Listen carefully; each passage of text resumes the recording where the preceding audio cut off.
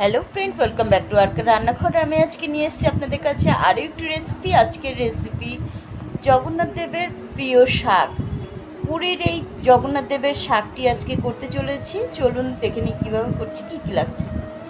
জগন্নাথ দেবের 56 ভোগের মধ্যে একটি রেসিপি হচ্ছে শাক রেসিপি। এখানে আমি নিয়ে নিয়েছি নোটে শাক।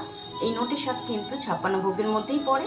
আর নিয়েছি হিং, নিয়েছি ঘি, দেশি ঘি নিয়েছি সন্দক নুন, হলুদ, নারকেল কোড়া আর গোটা জিরে। রেসিপিটা এখন স্টার্ট করছি বন্ধুরা। নোটে শাকটা আমি ভালো করে বেছে ধুয়ে রেখেছি। এখন এই শাকটাকে আমি কেটে ফিরে আসছি। শাকটা আমার কেটে নেওয়া হয়ে গেছে। চলে যাচ্ছি কড়ার দিকে। গ্যাসের উপরে একটি কড়া বসিয়ে দিয়েছি এবং তাতে আমি দিয়ে দিচ্ছি দেশি ঘি।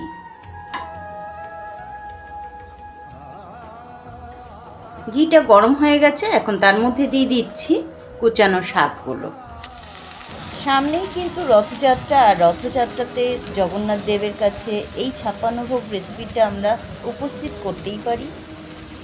এখন নেড়ে নেবো ভালো করে।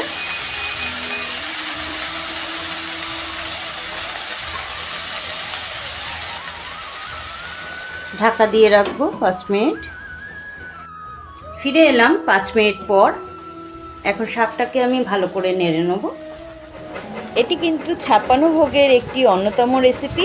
জগন্নাথ দেবকে কিন্তু এই প্রসাদ নিবেদন করা যেতেই পারে। দিয়ে দিচ্ছি পরিমাণ মতন সন্দক নুন। জগন্নাথ দেবের কেন, যে কোনো পুজোর রান্না করতে গিয়ে কিন্তু সন্দক নুনটাই ব্যবহার করা হয়। এখন নুন দিয়ে কিন্তু আরও 5 মিনিট আমি ঢেকে রেখে দেবো। ফিরে আসছি 5 মিনিট পর।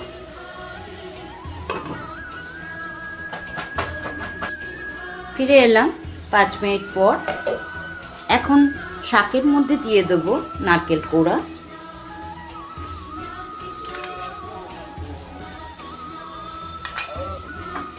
খুব ভালো করে এখন নেড়ে নেব।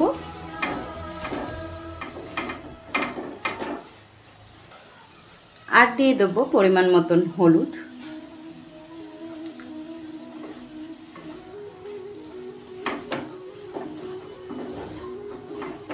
মিনিট 5 রান্নাটা আর একটু হতে দেবো।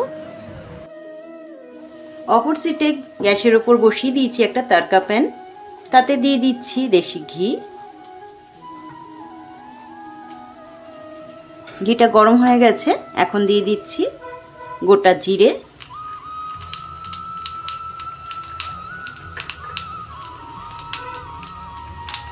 আর দিচ্ছি হিং। জিরে আর হিংটা আমার ভাজা হয়ে গেছে।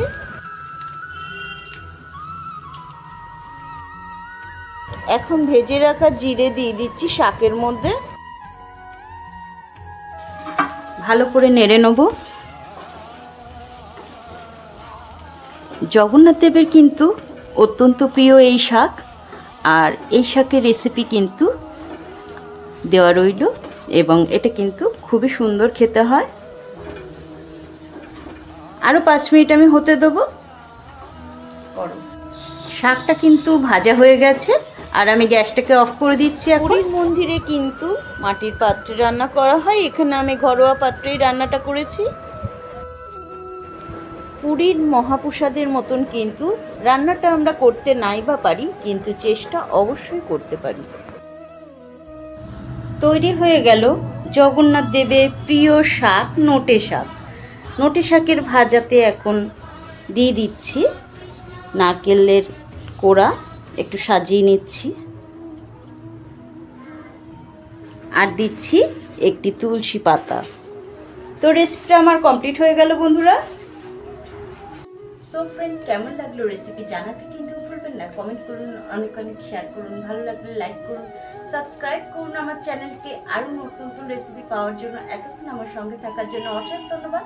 নমস্কার।